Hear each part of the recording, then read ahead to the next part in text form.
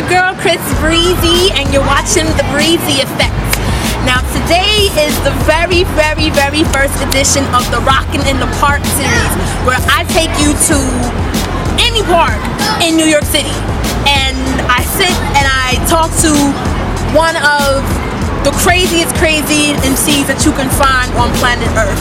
And today, to pop off the first one, is someone who I've been meaning to meet for a while. I know all you guys on the internet should know who this man is right here.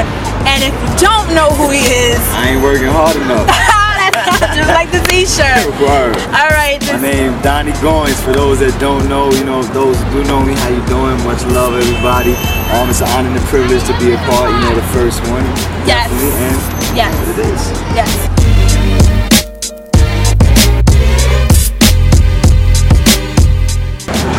I can take it all the way back to crisscross and all that, napping jeans and everything I wanted to. But I mean, to be quite honest, like the hip hop that I really relate to and that resonates with me, I have to say Biggie's Juicy. Juicy? Yeah, when I first seen that video, I swear it was just something that it really resonated with me. I just looked at it and I was like, wow, I can relate to that guy. I thought it was just something that was really great. And I didn't fully understand it at the time. I mean, a lot of people don't know this, but like I didn't really grow up like a real hip-hop head. Like I wasn't going and buying the tapes and all that stuff. Rapping was never my thing. Like people always was like trying to convince me to rap. And I would always like rap and freestyle and have fun with it. But I didn't really take it seriously until 2006. What happened was, and I'm gonna just give you the short version, I was actually in a group like around 2004, 2005 with my man Bigger Threat. He actually signed to Dame Grease's record label. And he was the one that kind of instilled in me, that, you can actually do this, you can actually rap. So he kind of taught me the foundation as far as like how to write 16s and things like that. He really showed me the way because before that I was just freestyling a lot. And he got locked up. So when he got locked up, I kind of was like, what the fuck am I gonna do? Like I can't do this shit on my own. I was like, fuck it. So I went to Westchester and I was like, got a job as a manager in like Donny and Burke, and I was just like, chilling. And then one day out of sheer boredom, I went and got the movie Fade to Black, with star Jay-Z. So I watched this movie, no expectations of anything, I'm just watching it. And then when the movie was over, it was like I had an epiphany. And I've only had 2 epiphanies in my entire life. The first one was of God when I was in Rikers Island. You know what I'm saying? So I knew instantly that it's just something that was like powerful, that was calling me. So from that moment on, I decided I wanted to rap. I just went hard ever since. I said when I was 17, I only know a couple lines of it. I could Raekwon the chef, bring the pain to meth. Fuck that nigga Biggie, yo, I'm notorious. You know what I'm saying? I was bugging. I didn't really know, what I was saying, but it just made me laugh.